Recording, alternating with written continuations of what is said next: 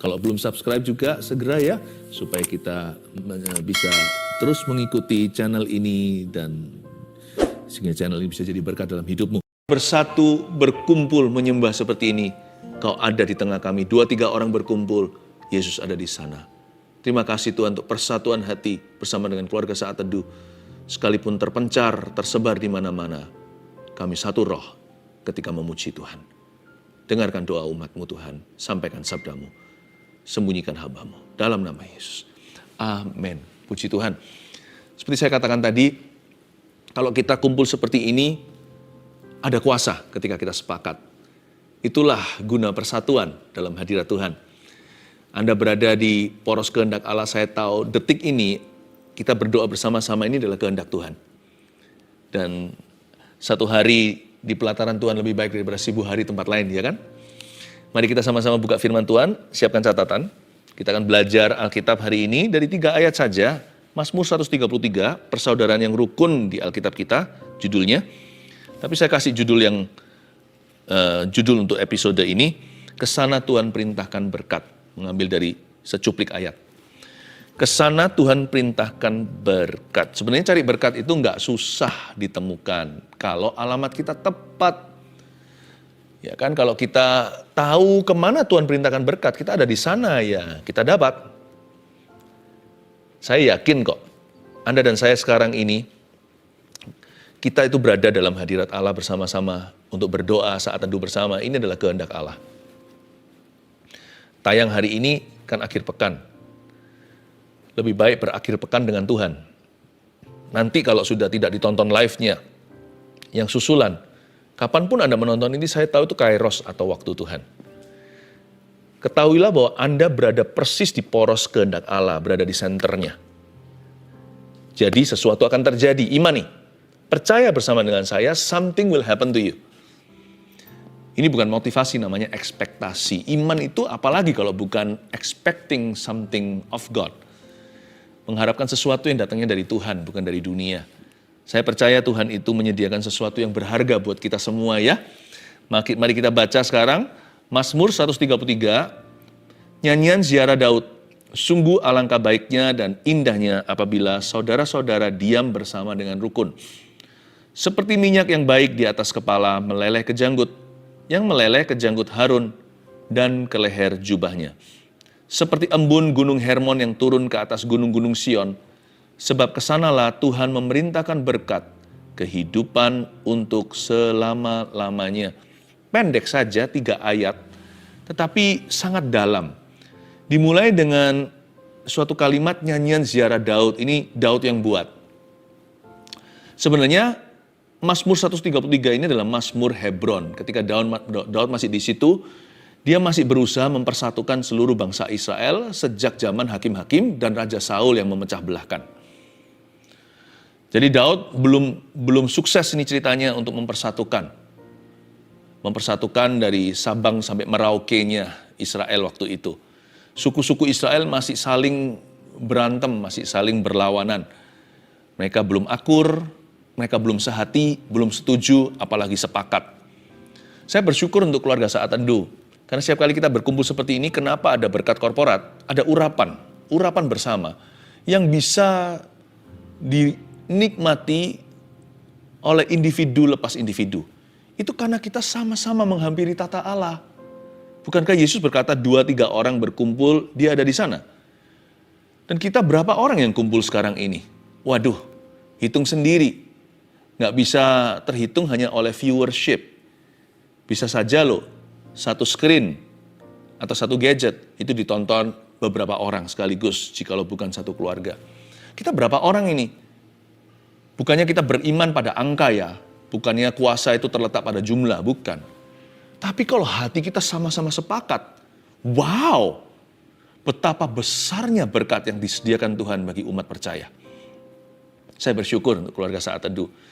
Dan kalau Anda punya pergumulan gini, Anda live ikut STB atau Saat Teduh bersama, saya tahu bahwa Anda sekalipun sendirian mungkin di rumah untuk menyaksikannya, tapi Anda nggak sendirian loh.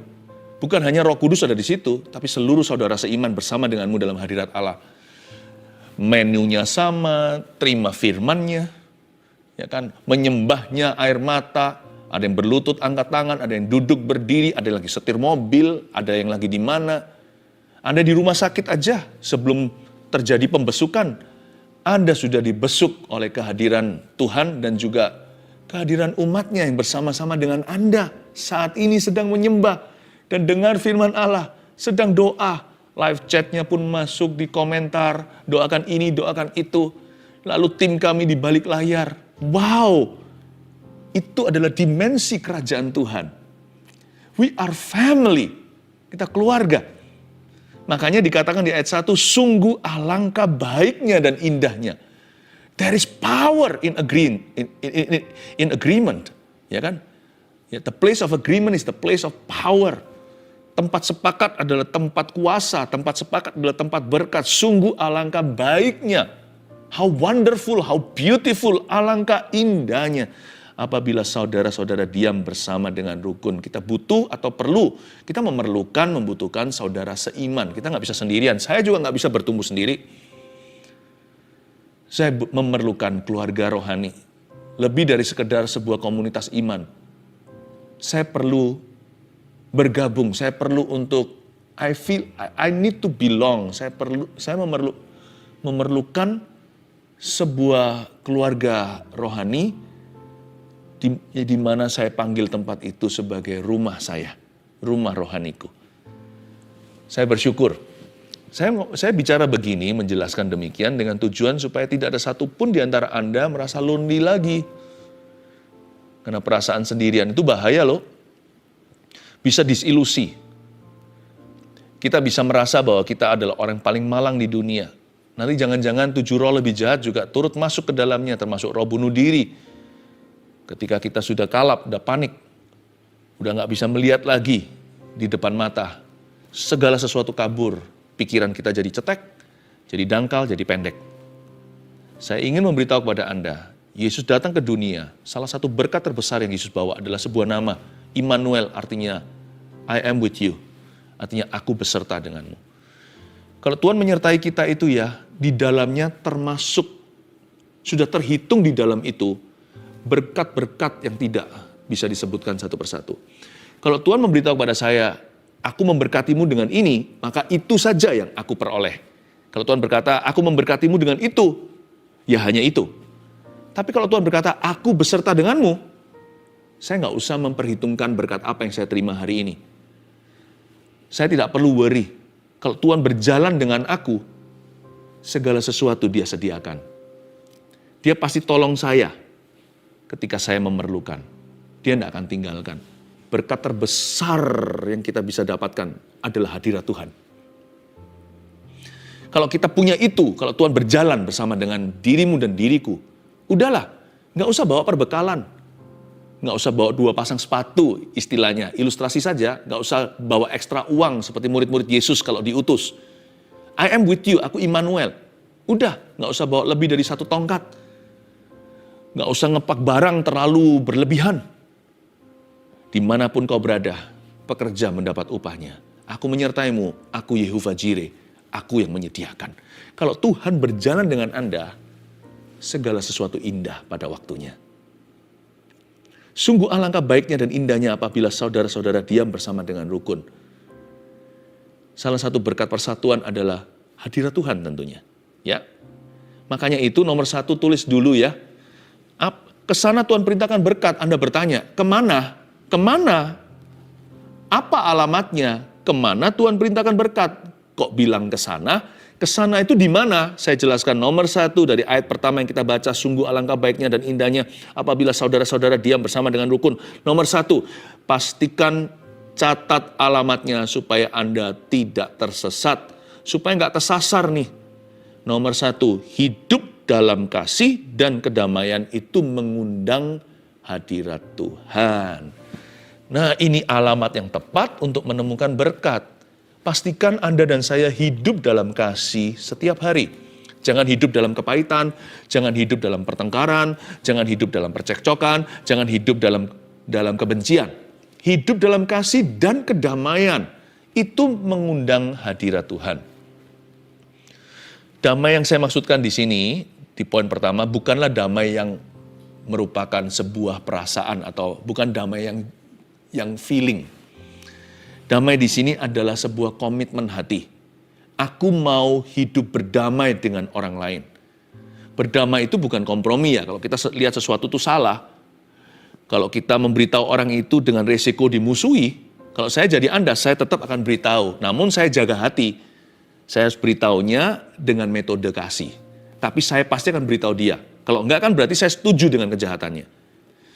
Kedamaian itu bukan berarti orang yang selalu avoiding konflik. Orang yang selalu menghindari konflik dengan apapun harganya. Sekalipun kalau orang lain binasa, dia nggak peduli. Yang penting pokoknya aku jangan konflik sama dia. Itu salah. Kedamaian yang seperti itu, kedamaian yang palsu, kedamaian duniawi, itu damai yang semu. Tapi kedamaian di sini itu adalah orang yang mengusahakan hidup damai dengan orang lain. Gimana caranya? Dia cari common ground, dia cari tempat yang kebersamaan. Dia nggak selalu cari gara-gara dengan orang lain atau cari musuh, orang yang arogan. Yang sikat kiri, sikat kanan. Kan ada orang yang memang nggak suka damai. Kemana-mana cari musuhan. Padahal juga bukan prinsip-prinsip banget. Hal-hal yang sifatnya bisa subjektif. Bukan sesuatu yang objektif sungguhan. Kalau ada orang yang seperti itu tuh penyakit loh. Itu hati yang penyakitan. Pokoknya suka aja rame-rame. Suka huru-hara. Sukanya yang provokasi-provokasi begitu. Kalau orang punya hati seperti itu, tahukah saudara, mungkin tubuhnya sehat walafiat, tapi jiwanya sedang sakit kusta. Bagaimana Tuhan bisa berjalan dengan orang demikian, sedangkan firman Tuhan berkata dengan jelas bahwa orang yang cinta damai disebut sebagai anak-anak Allah. Mereka yang mengusahakan damai, orang-orang yang begini loh, aku sekalipun kurang merasa cocok dengan orang itu, aku akan cari apa yang positif dari dia untuk saya rayakan. Atau sekalipun aku nggak nyambung sama dia, saya akan cari jembatannya. Atau sebuah keadaan, kita selalu dari sisi yang mengejar solusi, bukan menambah problema. Selalu mengusahakan penyelesaian. Bukan orang yang suka lama-lama dalam problema atau masalah dengan sesama. Malah kepahitan. Malah setelah itu dibawa-bawa dalam batinnya. Lalu membenci. Lalu berbuat sesuatu yang merugikan. Bukan orang yang seperti itu. Orang yang matanya tertuju pada penyelesaian. Pada solusi. Dia bukan bagian problemanya. Dia ingin menjadi bagian daripada penyelesaian. Orang seperti ini mengundang hadirat Allah. Hidup dalam kasih dan kedamaian. Makanya cintailah damai. Ya, dan juga suami istri jangan cekcok melulu. Gimana keuangannya bisa diberkati? Kalau suami istri nggak pernah sepakat, itu seperti kirbat anggur lama yang diisi anggur baru, pasti akhirnya bocor semua. Saya bukan hanya bicara tentang berkat materi. Yang lebih ngeri adalah bagaimana anaknya bisa bertumbuh dewasa dan bisa punya gambar diri yang sehat. Bagaimana anaknya bisa menjadi orang-orang yang confident, nggak nakal, menjadi orang yang percaya diri, orang yang bisa membawa diri, bukan sebagai anak yang kurang didikan. Gimana anaknya itu bisa punya rasa aman di dalam dirinya. Kalau rumah tangganya itu selalu diisi dengan teriak-teriak dari papa mama. Suami istri, berhentilah cekcok apalagi di depan anak-anaknya. Jangan berantem melulu. How can your family be blessed? Kalau orang hidup terus dalam pertengkaran, dia bukan mengundang hadirat Tuhan. Mengundang roh jahat, iya. Sebuah pesan profetik untuk Anda. Saya rasa ini menemplak seseorang dengan kasih. Terutama pasangan suami istri yang suka selalu bersilat kata. Suka bantah-bantahan. Suka perang. Hati-hati loh ya. Jangan-jangan Anda membuka lebar pintu rumah Anda terhadap kutuk-kutuk, terhadap roh jahat di udara. Jangan-jangan anak Anda nanti akan dikorbankan oleh karena keegoisan Anda. Ayo cepat ditutup pintu itu, Tuhan berniat memberkatimu. Tapi alamatnya harus tepat. Hidup dalam kasih. Apa susahnya ngalah? Udahlah gitu aja, nggak prinsip-prinsip. Nggak perlu dikit-dikit curhat. Nggak perlu dikit-dikit melampiaskan. Nggak sukanya di mana. Bukankah Alkitab berkata di Amsal? Orang yang gampang sekali menceritakan kekesalan hatinya. Orang itu disebut orang yang bodoh. Bukan berarti kita pura-pura juga enggak. Seharusnya dari 100 masalah kita itu 75 diantaranya selesai sendiri di hati kita. 25 yang lainnya itu butuh konfrontasi dengan kasih, butuh komunikasi. Tapi 75 itu seharusnya selesai sendiri. Prejudisme, diskriminasi, perasaan keki atau perasaan perasaan kesel itu, perasaan nggak terima, gengsi, egonya kena sindir atau egonya kena iris. Harusnya gitu-gitu selesai sendiri kalau kita itu punya maturity atau kedewasaan rohani. Udahlah, apa susahnya ngalah sih? Apa susahnya kalau kita bilang I'm sorry? Apa susahnya untuk berkata you were right? Iya, ternyata kamu benar. Udahlah. Pahalanya lebih besar. Hadirat Tuhan di dalam rumah. Ada peace at home, ada damai sejahtera. Kita lihat ayat kedua sekarang. Seperti minyak yang baik di atas kepala meleleh ke janggut, yang meleleh ke janggut Harun dan ke leher jubahnya. Wow.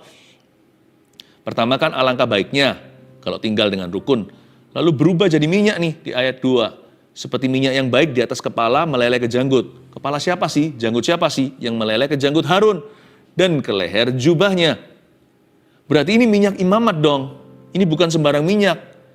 Di perjanjian lama, minyak yang meleleh dari kepala ke janggut itu minyak yang dituangkan. Itu biasanya pentahbisan. Nggak boleh orang itu, orang biasa, di perjanjian lama nih ceritanya, nggak boleh orang biasa terima minyak urapan yang dibikin dengan ingredient khusus. Bukan ada magic di dalamnya, bukan. Tetapi itu sesuai tuntunan Tuhan. Sesuai instruksi yang diberikan kepada Musa. Itu minyak dikhususkan hanya untuk imamat. Ya, bukan dioleskan begitu, bukan dipercikkan, tapi dituangkan. Jadi ini minyak yang dituangkan di atas kepala imam. Berarti ini bukan sekedar, minyak urapan biasa atau apa. Ini bicara tentang roh pelayanan. Nomor 2, melayani umat Tuhan itu mendatangkan pengurapan. Ini alamat yang tepat untuk berkat. Gimana hidupnya bisa mengalami berkat Kristus? Kalau dia hidup bagi diri sendiri. Bagaimana Anda bisa mengalami kepenuhan Kristus? Kalau sampai hari ini, yang Anda pikirkan, yang kita pikirkan, yang kita usahakan hanyalah untuk kepentingan diri sendiri. Minyak ini hanya dicurahkan ke atas kepala orang yang melayani. Hari ini nggak perlu kita tafsirkan ini sebagai kepala pendeta. Tapi kepala setiap orang yang sungguh-sungguh ingin melayani sesamanya. Tuhan nggak mau kita itu setelah ditebus oleh darah Yesus lalu hidup bagi diri sendiri lagi. Wah, berarti kan sama saja. Buat apa penebusan kalau gitu? Bukankah kita ditebus dari hukum dosa? Tahu nggak hukum dosa, hukum maut itu apa? Maut itu neraka. Tapi hukum yang bekerja di dunia ini selama kita hidup nampak sekali, yaitu orang yang masih hidup bagi dirinya alias egois atau selfish. Kalau kita sudah dibebaskan dari hukum dosa dan maut, maut pun sudah dibebaskan. Hukumnya juga akhirnya batal dong. Hukum dosa itu adalah hidup untuk diri sendiri. Dan Tuhan tidak mau. Kalau orang hidup bagi dirinya, nggak akan ada pengurapan Allah atasnya. Berkat Kristus tidak akan mengikuti hidupnya, kebajikan, kemurahan. Sekalipun dia bisa kaya karena dia pintar kerja. Atau mungkin ada faktor keberuntungan di dalamnya. Tapi bukan berarti bahwa dia diberkati loh. Orang kaya secara materi nggak tentu dia diberkati oleh Allah. Karena kekayaannya bisa menjadi kutukan bagi keluarganya. Susah payah akan mengikutinya. Bukan susah payah kerja untuk dapat duit. Mungkin ada orang tertentu karena saking lihai hebatnya di dalam dunia bisnis, dengan mudah uang itu tiba. Tapi susah payah mengikutinya itu bukan susah payah untuk mendapatkan duit. Susah payah setelah dapat duit. Keluarganya nggak jadi lebih dekat sama Kristus, semakin rusak, mereka bukan semakin rukun, semakin akrab, mereka semakin menjauh, hubungannya semakin retak. Susah payah mengikutinya. Yang namanya materi, itu nggak bisa menjamin kebahagiaan. Jadi Tuhan mau kita untuk melayani Tuhan. Nah, orang yang melayani umat Tuhan, Tuhan menjanjikan pengurapan dalam dirinya. Tahukah bahwa ministry itu menguntungkan kita lebih daripada kita menguntungkan ministry? Ministry benefits you more than you can benefit any ministry. Sebuah pelayanan itu diuntungkan dengan kita sumbangsi, saya ngerti. Tapi yang kita nggak sadari, karena kita seringkali silent atau seringkali diam soal itu, lebih banyak lagi benefitnya dari pelayanan dalam kehidupan kita dan keluarga kita, daripada yang kita bisa kontribusikan dalam pelayanan manapun. Kelihatannya saya sedang melayani, tapi saya sedang menerima. Dari di dalam pelayanan yang saya jalankan, ada berkat Tuhan untuk saya dan keluarga saya. Minimal ya, kalau bukan materi, kami menjadi orang yang berkenan kepada Allah. Hati kami jadi benar berada di posisi yang tepat dalam hidup ini. Our heart in the right place. Coba bayangkan. Pelayanan itu membuat kita whole atau membuat kita itu penuh. Ministry makes us whole. Karena itu, hari ini kan tayangnya akhir pekan. Besok hari Minggu jangan main gereja-gerejaan. Kalau Anda sudah bergereja, berikan dirimu. Sisihkan waktu, Tuhan gak suruh kita jadi full-timer, kalau memang bukan panggilan. Sisihkan waktu, sesuai dengan talenta apa yang Anda bisa. Cocokkan dengan visi gereja di mana Anda berada. Apa yang bisa Anda bantu? Toh semua pelayanan itu kan membantu sesama, membantu manusia. Ministry itu kan ujung tombaknya itu menjamah seseorang. Ya kan? Berikan dirimu. Saya dorong ya.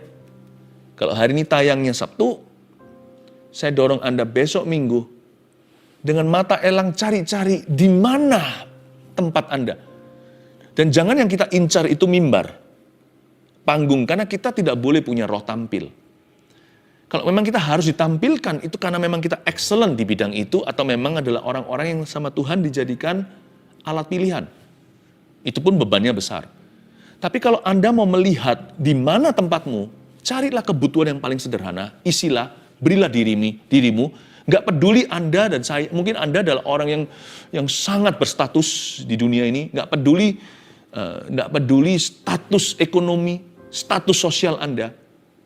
Ministry melayani itu berarti menghambakan diri pada Kristus demi umatnya. Ini alamat tepat. Kesana Tuhan perintahkan berkat. Lihatlah nanti, tiba-tiba suami istri pulih sendiri pernikahannya. Padahal dulu cekcok melulu.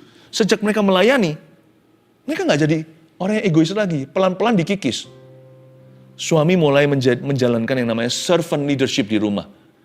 Bukan kepemimpinan diktator, tapi kepemimpinan hamba. Istri pun mulai mengerti posisinya ketika dia melayani umat Tuhan. Dan dia di dalam roh pelayanan, Roh Kudus juga akhirnya mengajari dia sebelum dan sesudah melayani. Diajari gimana menundukkan diri. Betapa indah, anak muda juga yang liar bisa menjadi anak yang baik di rumah. Karena mereka mengerti, mereka diajari bahwa kalau kita melayani, kita harus persiapan hati. Gak boleh kita pelayanannya seperti ini, di rumah kelakuannya beda. Wow, ada urapan yang mengubahkan. Dan nanti kita bawa spirit yang seperti itu, spirit pelayanan itu dalam tempat kerja kita. Tiba-tiba promosi terjadi. Why? Kenapa? Karena orang melihat etika Anda berbeda. Kejujuran pun mulai mendominasi. Yang dulunya suka bohong, suka menipu, atau suka sikut kanan kiri. Sekarang mulai ada roh takut akan Tuhan. Tentunya memang saya tahu dalam pelayanan orang juga bisa munafik sih. Tapi pelayanan kalau dijalankan dengan benar, besar benefitnya. Lebih gede benefit yang kita terima dari pelayanan kita jalankan daripada sumbangsi kita. Ya, ini catat alamat berkat. Melayani lebih sungguh. Tuhan telah melayani lebih dulu kepadaku. Melayani umat Tuhan itu mendatangkan pengurapan. Yang ketiga, seperti embun gunung Hermon yang turun ke atas gunung-gunung Sion. Sebab kesanalah Tuhan memerintahkan berkat kehidupan untuk selama-lamanya. Luar biasa ya, kalau kita itu hidup dalam kasih, hidup dalam kedamaian yang disengaja, gak cari gara-gara. Lalu kalau kita itu memberi diri untuk melayani, gak jadi orang Kristen biasa-biasa, nanti berkat Tuhan itu bisa komplikasi sendiri. Coba Anda lihat ya, seperti embun Gunung Hermon yang turun ke atas Gunung Sion. Titik tertinggi di Israel itu Gunung Hermon di utara sana. Dan kalau dia lagi winter atau musim dingin bisa bersalju. Tempatnya skiing juga atau mereka itu olahraga musim dingin. Nah itu turun ke bawah, mulai sampai ke gunung-gunung Sion.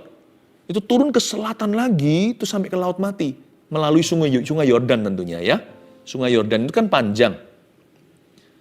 Nah air gunung es itu sampai ke sungai Yordan jadi air dingin biasa.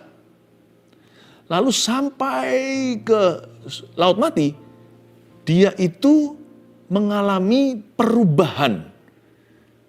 Selama perjalanan dapat 850.000 ton garam atau mineral. Hingga mencapai titik terendah di dunia, yaitu Laut Mati di sebelah selatan Israel itu. Yang gajah pun kalau dicemplungkan ke sana itu mengapung ke permukaan. Saya pernah di sana berenang, lebih tepatnya bukan berenang sih, hanya mengambang. Kita nggak bisa berenang, nggak boleh masuk ke dalam. Itu asinnya luar biasa, mineralnya tinggi. Pernah sekali luka, saya sempat luka waktu membaptis orang di Sungai Yordan. Ya kan, itu lagi panas sekali, tanah batunya saya nggak pakai sandal. Pecah tanpa saya sadari, ternyata kaki saya, jempol kaki saya itu ada goresannya, retak, kena matahari. Saya masuk kemudian, untungnya besoknya kami akhirnya ke Laut Mati. Di Laut Mati, saya masuk ke sana, perih sekali, keluar, nutup loh luka basahnya. Karena mineralnya tinggi, punya nilai terapi. Itu luar biasa, ada healing virtue di dalamnya. Bukan supranatural, itu alami, scientifically. Nah, kok bisa ya? Di atas sana itu air es, sampai bawah air mineral. Di atas sana airnya di gunung. Air biasa. Anda jangan coba sekali-kali jalan di atasnya. Anda bukan Yesus, bisa tenggelam. Tetapi sampai di bawah, mobil tank pun kita lempar ke situ, mungkin saya berlebihan, itu bisa mengambang. Kok bisa ya? Komplikasi loh, berkat tak terduga. Dengan kata lain di ayat 3 ini. Kalau kita hidup dalam damai, dalam kedamaian, dalam kasih dan dalam kedamaian yang kita sengaja, kita melayani lebih sungguh. Nanti ya, ada banyak berkat yang Tuhan berikan. Dia perintahkan ke dalam hidupmu itu berkat yang tidak terduga, yang nggak bisa ditiru, nggak bisa diulangi lagi oleh orang lain. Satu-satunya untuk Anda dan keluarga Anda. Komplikasi indah. Nomor 3, berkat yang Tuhan perintahkan itu lengkap dan tahan lama. Makanya disebut di sini sebab kesanalah Tuhan memerintahkan apa? Berkat. Lalu kehidupan untuk selama-lamanya. Sudah berkat kehidupan lagi. Untuk selama-lamanya lagi. Apa maksudnya? Pokoknya, kalau Tuhan melihat Anda hidup konsisten dalam kasih, hidup dalam kedamaian, melayani lebih sungguh, berkat yang Tuhan berikan karena Dia perintahkan ke dalam hidupmu adalah berkat yang lengkap, susah payah tidak mengikutinya, berkat yang penuh. Saya nggak bicara tentang otomatis kita itu akan diperkaya secara materi apa, bukan. But God knows what you need. Tuhan tahu apa yang Anda butuhkan. Bahkan Tuhan juga mempertimbangkan apa yang menjadi keinginan.